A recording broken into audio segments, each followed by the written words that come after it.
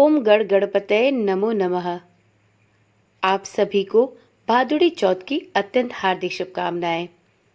मित्रों, जो भी माताएं आज के दिन अपने संतान के उत्तम स्वास्थ्य एवं दीर्घायु की कामना हेतु इस व्रत को निर्जला धारण करती हैं, उन्हें इस दिन अपने व्रत को संपूर्ण करने के लिए इस व्रत से संबंधित व्रत कथा भी अवश्य पढ़नी या सुननी चाहिए।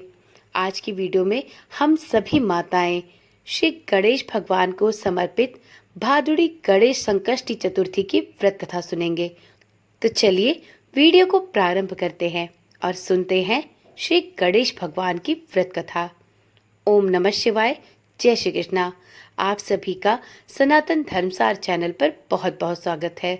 मित्रों, आज 12 अगस्त को भादुड़ी माह के कृष्ण पक्ष की चतुर्थी तिथि है और आज के दिन सभी माताएं अपने संतान के दीर्घायु एवं उसके उत्तम स्वास्थ्य की कामना हेतु श्री गणेश भगवान के लिए निर्जला व्रत धारण करती हैं और रात में श्री गणेश भगवान की पूजा के उपरांत चंद्रदेव का दर्शन, चंद्रदेव को अर्घ देकर अपने व्रत का पारण करती हैं। इस व्रत में श्री गणेश भगवान की व्रत कथा अवश्य ही सुननी चाहिए। आज की वीडियो में हम गणेश भगवान की मुख्य रूप से 2 कथाएं सुनेंगे। तो शुरू करते हैं पहली कथा। पूर्व काल में राजाओं में श्रेष्ठ राजा नल थे। उनकी रूपवती रानी का नाम दमयंती था। शापवश राजा नल को राजच्युत खोना पड़ा और रानी के वियोग से कष्ट भी सहना पड़ा। तब दमयंती ने इस व्रत के प्रभाव से अपने पति को प्राप्त किया। राजा नल के ऊपर विपत्तियों का पहाड़ टूट पड़ा था। डाकुओं ने उनके महल से धन, गजशाला से हाथी और घुड़शाला से घोड़े हरण कर लिए तथा महल को अग्नि से जला दिया। राजा नल भी जुआ खेलकर अपना सब कुछ हार बैठे। नल असहाय होकर रानी के साथ वन को चले गए। श्रापवश स्त्री से भी वियोग हो गया। इस प्रकार से कहीं राजा और कहीं रानी दुखी होकर दोनों देशाटन करने लगे। एक समय एक वन में दमयंती को महर्षि शरभ के दर्शन हुए। दमयंती ने मुनि को हाथ जोड़कर प्रणाम किया और उनसे प्रार्थना की कि हे महर्षि, मैं अपने पति से किस प्रकार मिलूं? कृपया करके मुझे कोई उपाय बताएं। तब शरभंग मुनि ने दमयंती को उपाय बतलाते हुए कहा, दमयंती, भादो की चौथ को एकदंत गजानन की पूजा करो। तुम भक्ति और श्रद्धा पूर्वक गणेश चौथ का यह व्रत धारण करो। तुम्हें तुम्हारे स्वामी अवश्य मिल जाएंगे। शरभंग मुनि के कहने पर दमयंती ने भाद्रपद मास के कृष्ण पक्ष की चतुर्थी तिथि को आने वाले गणेश चौथ का व्रत आरंभ किया और 7 मास में ही अपने पुत्र और पति को प्राप्त किया। इस व्रत के प्रभाव से नल ने भी सभी प्रकार के सुख संपत्ति को वापस प्राप्त किया। इस प्रकार से सभी प्रकार के विघ्नों का नाश करने वाला तथा सभी प्रकार की सुख समृद्धि को देने वाला यह गणेश भगवान का व्रत अत्यंत सर्वोत्तम है। भादो माह के कृष्ण पक्ष की चतुर्थी तिथि को यह व्रत भगवान श्री गणेश के लिए रखा जाता है।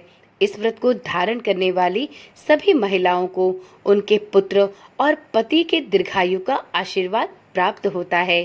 तो एक बार प्रेम से बोलिए, गणेश भगवान की जय।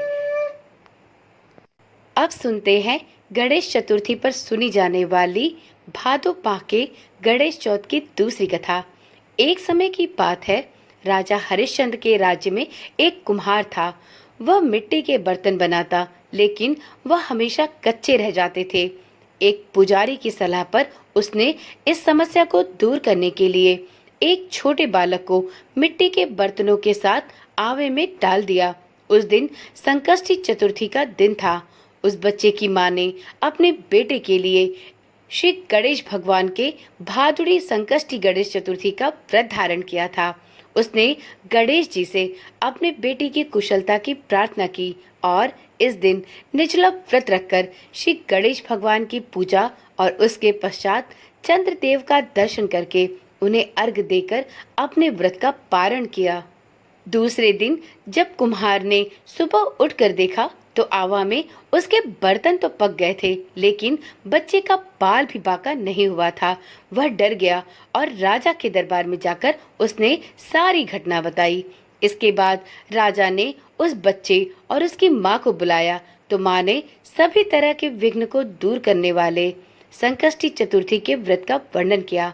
इस घटना के बाद से उस राज्य में सभी महिलाएं अपने संतान और अपने परिवार के सौभाग्य एवं संकटों को दूर करने वाले इस व्रत का प्रारंभ किया।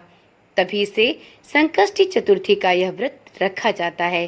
तो आप सभी भी संकष्टी चतुर्थी का व्रत रखकर अपने परिवार एवं संतान के दीर्घायु का आशीर्वाद श्री सिद्ध विनायक से प्राप्त करें। तो एक बार प्रेम से बोलिए, श्री सिद्ध विनायक की जय हो, श्री गणेश भगवान की जय हो। गणेश भगवान ने जिस प्रकार से उस महिला के पुत्र के जीवन की रक्षा की, उसी प्रकार से जिन माताओं ने इस व्रत को धारण किया है, उनके संतान की आयु और उनके उत्तम स्वास्थ्य को सदैव बनाए रखें। इसी आशा, इसी विश्वास के साथ, इसी मंगल कामना के साथ इस वीडियो को और इस पावन कथा को यहीं पर समाप्त करती हूँ। मिलते हैं अगली वीडियो के साथ। तब तक के लिए ओम नमः शिवाय, जय श्री कृष्णा, राधे राधे।